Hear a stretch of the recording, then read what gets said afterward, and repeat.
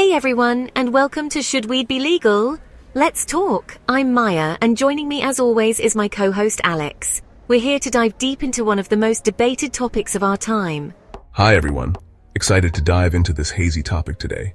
It's a conversation that's been gaining momentum across the globe. Hazy is right. The debate around legalizing weed is like trying to find your way out of a smoky room. It's filled with strong opinions, conflicting information, and a whole lot of hot air. It's a topic that touches on so many aspects of our lives, and a whole lot of hot air. But it's also a topic that's incredibly important to discuss openly and honestly. Definitely, it's not just about getting high, right? There are layers to this issue that go beyond the surface. There are serious issues at play here. Health, economics, justice, freedom, the list goes on.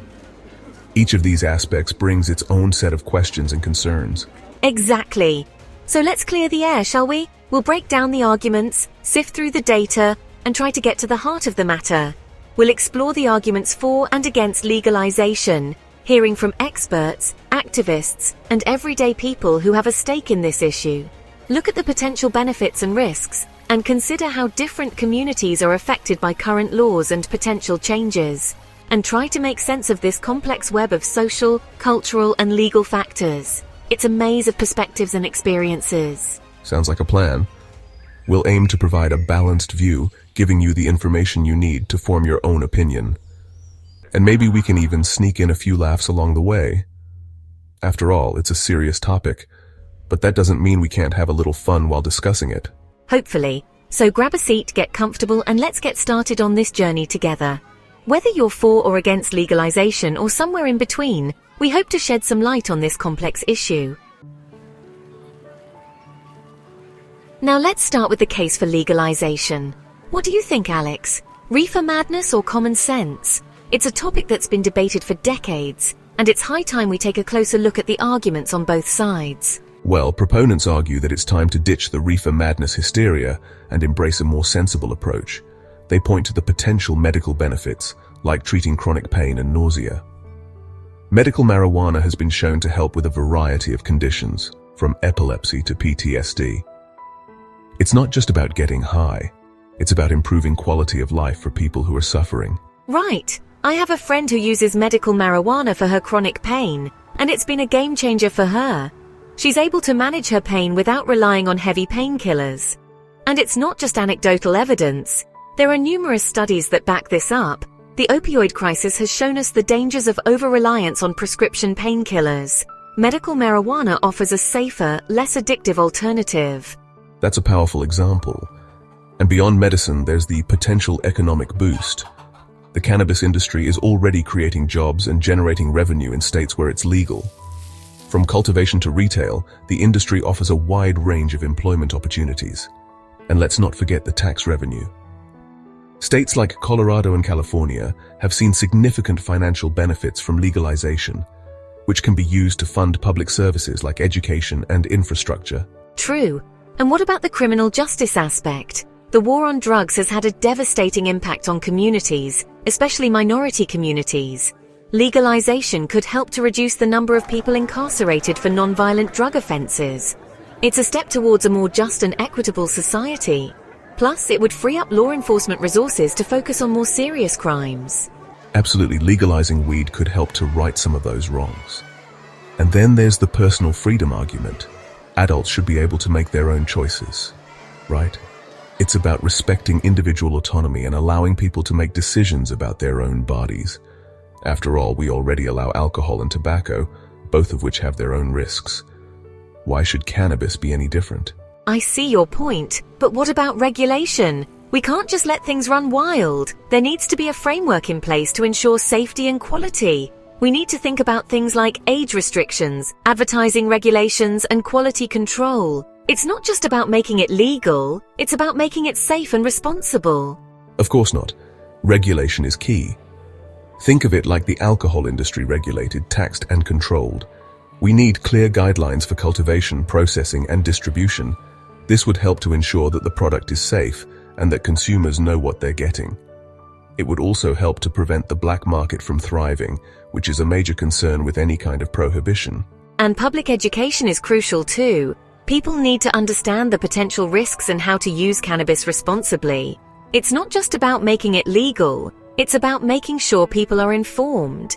Education campaigns can help to dispel myths and provide accurate information about the effects and risks of cannabis use. Agreed. The case for legalization is multifaceted, touching on health, economics, justice, and personal freedom. It's a complex issue, but one that deserves thoughtful consideration and open dialogue. Now, let's hear the other side. What are some of the concerns about legalization? Well, opponents worry about the potential health risks, especially for young people. There are studies linking heavy cannabis use to mental health issues in adolescents. That's a valid concern. We need more research to fully understand the long-term effects. But what about the gateway drug theory? That's a tricky one. The science is still debated, but it's a concern many people share. And there's also the worry about increased drug driving and workplace accidents. Right. These are all important points to consider.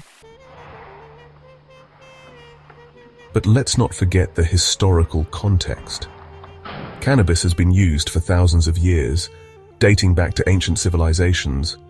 From the Chinese Emperor Shen Nung, who is said to have discovered its medicinal properties in 2737 BC, to its use in ancient Indian and Egyptian cultures, cannabis has a rich and varied history. The war on drugs has a long and complicated history. Initiated in the 20th century, it has led to widespread criminalization and stigmatization of cannabis use. The 1930s saw the infamous Reefer Madness campaign, which painted cannabis as a dangerous drug leading to moral decay. Definitely. The 1970s brought about the Controlled Substances Act, which classified cannabis as a Schedule I drug, alongside heroin and LSD, claiming it had no accepted medical use and a high potential for abuse. The US has played a major role in shaping global drug policies, often with negative consequences. This has influenced international treaties and the policies of other nations, leading to a global stance against cannabis that has only recently begun to shift. And cannabis has a diverse cultural history too. In ancient India, it was used in religious ceremonies and is mentioned in sacred texts like the Atharva Veda. In medieval Islamic culture, it was used for its psychoactive effects and medicinal properties. In some cultures, it's a sacred herb, revered for its spiritual and healing properties. For example, Rastafarians in Jamaica use it as a sacrament in religious rituals, believing it brings them closer to the divine, while in others, it's a social taboo. In many parts of Asia and the Middle East, cannabis use is heavily stigmatized and can lead to severe legal consequences. It's fascinating how perceptions differ around the world. In some places, it's seen as a harmless recreational activity, while in others, it's viewed as a dangerous and illegal substance. And speaking of the world, the legal landscape is a real patchwork. Some countries have embraced legalization, recognizing the potential benefits of cannabis for both medical and recreational use, while others still have strict prohibition. It's a confusing mess. Countries like Singapore and Saudi Arabia have some of the harshest penalties for cannabis possession, including long prison sentences and even the death penalty. Yeah, some countries have fully legalized it, like Canada and Uruguay, where you can buy cannabis in stores just like alcohol or tobacco. And in the US, it's a state-by-state thing, which creates even more confusion. States like Colorado and California have fully legalized it, while others still enforce strict prohibition. True. The evolving legal landscape reflects changing attitudes and a growing recognition of cannabis's potential benefits, but it also highlights the complexities and contradictions that still exist. Absolutely. It makes you question our societal values, doesn't it? And what about harm reduction? That's a key aspect of drug policy. It's an interesting comparison. Alcohol is widely accepted despite its known risks, while cannabis is still stigmatized in many places. Now, how does cannabis compare to alcohol? That's a question that often comes up. So where does all of this leave us? Well, the debate is far from over. There are strong arguments on both sides. We need to find a balance between public health and individual freedom. And we need to have open and honest conversations about this complex issue. Exactly.